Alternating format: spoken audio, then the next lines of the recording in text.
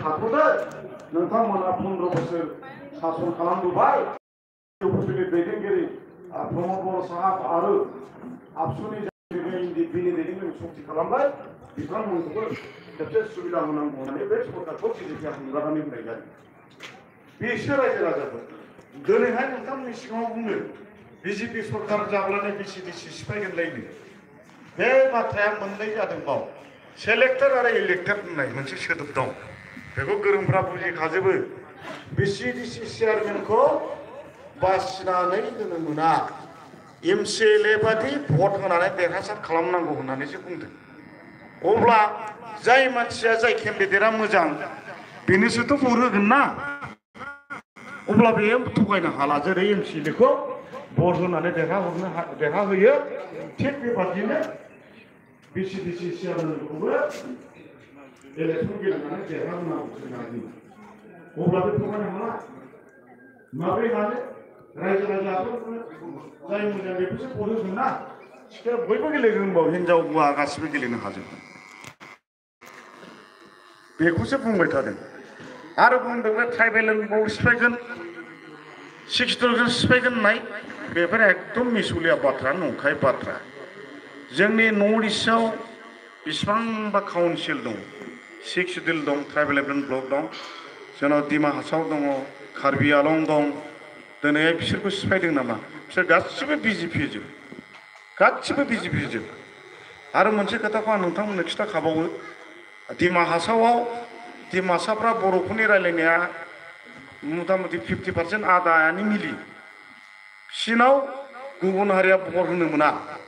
खालि बे ट्राइबेलफ्राल' होनो मोनो काउन्सिलाव बिदिनो 1600 2000 3000 संख्या खम नालाय ओमफ्राय नोङो एमएलएआव गुबुन हारिया होनो मोना नाथाय बे आयेनखौ बिजेपिआ सिफायदों नामा दिनैहाय रायजो राजा नोंथांमोन दिनैहाय नोङो बे लकेल पार्टि मोननैया जाहाथा खोथा बुङाबाय थायो दिनै गावस्रा गुवाहाटि दिल्ली थाङै थाङै बिजेपिखौनो लोगो हमहैगासिनो जोंजों दानांगौ सरकारा जोंजों दानांगौ होननानै होमब्ला नोंथांमोना गासिबो आंखौ सिनायजोबखायो नंगौना नङा मोजाङै बिराद खस्थ' खालामखानायाव अब्ला बे राजिब बांगालानो बे बनरगाव समस्तियाव साबसिन नंगौना नङा केन्डिडेटआ नङा होमबा बे गुबुन गोदान फैनानै मा लाब जानो बेखौ नोंसोरो सिनायनो थांनो लोगो हमहैनो बावनो 3 बोसोर नांगोन नोंसोरनो आंथ' डाइरेक्ट नङा होमबा थांनो हायो जों लामा सामाबो आन्दायलायो गुबुनफ्राथ' नोङो जाय गावखौ माबा मोनसे मोनबाय सिगाङावल'सो गोदै उनाव रावखौबो सिनाया ओंखायनो नोङो पार्टिया इउपिपि लानानै बिपिबानो होन बिजेपिखौ लायाबा सरकार दानो हाया बेफोर आफाद आरो बिजेपिया थगायनो हाया दानि जुगाव मबाइलाव नायब्लानो नुजोबो गुगोलाव सार्च खालामबानो नुजोबो बिजेपिया मा मावदों मा मावाखै टटेल दाखालि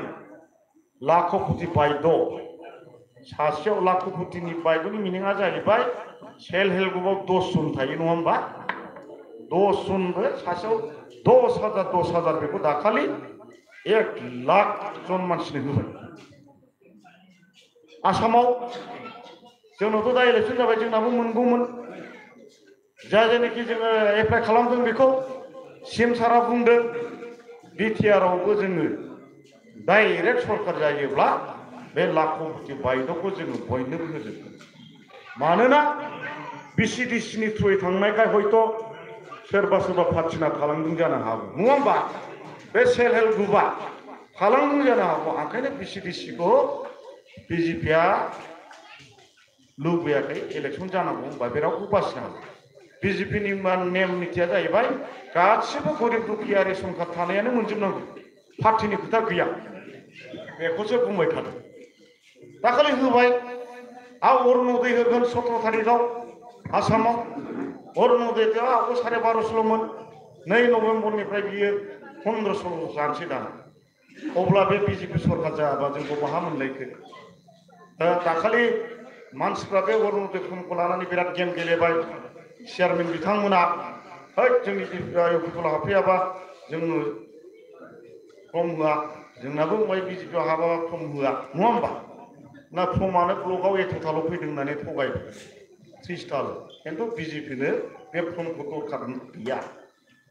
जिहेतु बे फर्मा जोंनाव बिजेपियाव आलदा दंखायो थारमाने जोंहा बेखौ फिलाप खालामनानै हरबानो जायो बे अरुण'दयखौ जेलानाखि चिफ मिनिस्टार सारा सहि होआ रावबो मोना नैबे लाखपति बायद'खौबो रावबो मोना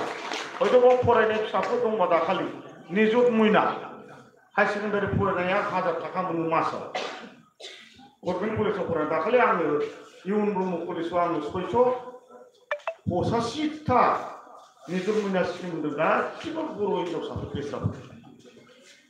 माने गुबुन हारिया 10-12 जनसोल' दङ बेखौ मासाव बिसोर 1000 करि मोनगोन बोसोराव 10,000 जाय हाई सेकेन्डारि फरायो बिसोरो मासाव 1200 मोनो जाय एमए फरायो बिसोर मासाव 1500 मोनो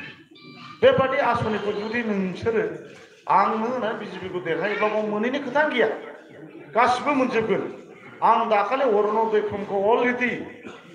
4,500 आसाम सरकारनो आं गथायखाबाय मिथिबाय 4,500 आङो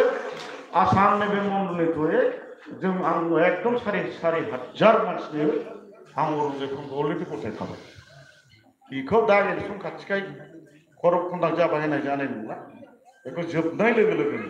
आरो बेखौ होआबा उफाय गैया मानो होनोबा एमएलए इलेक्सन फैबाय बेसेबां थगायनो मानसिफोरखौ एमएलए इलेक्सना एप्रिल मासावनो जागोन बेनि सिगांनो बेखौ गासिबो मोनजोबगोन आरो 1 नभेम्बरनिफ्राय जाय मानसिफोरा रेशन कार्ड दङ बिथांमोना डिलारनिफ्राय 1 केजि दालि सिनि संख्रि बेखौबो आधा दामावनो होनाय जासिगोन बे सोर बानायनाय बे बिजेपि सरकारासो बानायदों बेखौ गावजों गाव थैलायनाय बुथारलायनाय दिनैहाय बेखौ सोर बन्द खालामखो बिजेपि सरकारासो बानायदों हाथाय बन्द जाबाय थानाय दैनिक मैगं फाननो साहा दखान बन्द दिनै बे 4.5 बोसोर बिजेपि सरकार जानायनिफ्राय जोंनि बे बिटिसि हालामाव मा बन्द जाफैदोंमोन बे जाहैबाय एखायनो शान्ति परिबर्तन नाथाय मोनसे खोथा बेनो जोंहा प्रमद साहाबा बुजिस्लाबैयाव बिराद गिदिर गिदिर खोथा होननायाव बे गल जादों मानो होनोब्ला बे बुंदोंमोन सेल्फ हेल्प ग्रुपफोरनो 75,000 होनो न'खर न'खर साख्रि होनो होननानै बुंदोंमोन 35 लाख मानसि दं जोंनाव बिटिसिआव साख्रियाला मात्र 50,000 दं होनो होनब्लानो जाया मिथिबाय आरो बेयो जाहैबाय सेल्फ थाखायाबो जोंनि बिटिसिनि थाखाया बेसेबां दं मिथिगौ 845 करोड़ थाखाल' बे 845 करोड़जों नों लामा सामा बानाय नोंना साख्रियालफोरनो बेथन होनो ना स्कुल बिल्डिं बानायनो गरिब दुखियानो होनो मारै हालायखो नोङो 845 जों जोंनाव बिटिसिआव हयथ' 1 लाख सेल्फ हेल्प ग्रुप थायोबा बेनो फैसा बारा जाबाय बोसोराव साफा थाखा बेथनखौ मोनजानाय नङा मास्टारफ्रा साख्रियालफ्रा नङा होमबा ओंखायनो बे बेसेबां गिदिर गिदिर लामा सामा जादों बे जाहैबाय आसाम बिजेपिनि थाखा दिल्ली आरो आसामा जेब्लानाखि थाखा हरा जोंनि बे काउन्सिलाव जेबो उन्नति जाया जोंना स्टेट नङा आलादा रायजो नङा काउन्सिलसो मोनबा डिस्ट्रिक्टजों दाजानाय मोनसे ट्राइबेल काउन्सिल दा नोङो बबे खोथाखौ हय होननो एखमबा बुंनो हागोन मा साहाबाबो 2003निफ्रायनो बांलादेशि गैया बिटिआरआव दङ बांलादेश दङ होखारनांगौमोन नोङो बबेखौ लानो दा जोंना बिजेपिआ बिदिखौ मोजां मोना होखारनांगौ नालाय होखारनांगौ डाइरेक्ट बांलादेशखौ होखारनांगौ बेखायनो रागा जोंदों दा होखारगासिनो दं आसामाव जोंनाव ओरैहाय बर'नि साथखौ बरायगासिनो दङ अब्ला मा जागोन बियो जोंनि नाफामफ्रा आरो आइफाराबाबो मोनसे सानजोबदों नामा जोंनि बर'फोरनि हाया गासिबो ट्राइबेल बेल नंजोबा ट्राइबेलफोरना गोदो ट्राइबेलफ्रा जोंनि संखिया सुबुं सानखोआ बिराद खममोन जाहैदों बे खम जाबाय नालाय ब्रिटिशफ्राथ' बिराद गोरा बे ब्रिटिश माने बिगुर गोजाफोर होनो जोङो साहेबफोरखौ ना होमबा बे साहेबफोरा स्टाडि खालामना मोनलांबाय जे ट्राइबेलफ्रा सादा सरलनि मानसि बिसोरखौ सानसे समाव गुबुन हारिया जाख्रुबजोबनांगौ हा हु बायजोबनो हागौ ओंखायनो मोनसे आयेन बानायनानै गालांदों बे बर'फोरनि हाखौ जाहाथे रावबो बायनो मोना बुजिबायना बायनो मोना बे आयेनखौ बिसोरना बानायनानै गालांदों मिथिबायना अब्ला दा ओंखायनो जोंनि हा हुफ्रा दाम गैयाना नंगौना नङा हा हुफ्रा बायनो मोनो गाबोन बायजोबगोन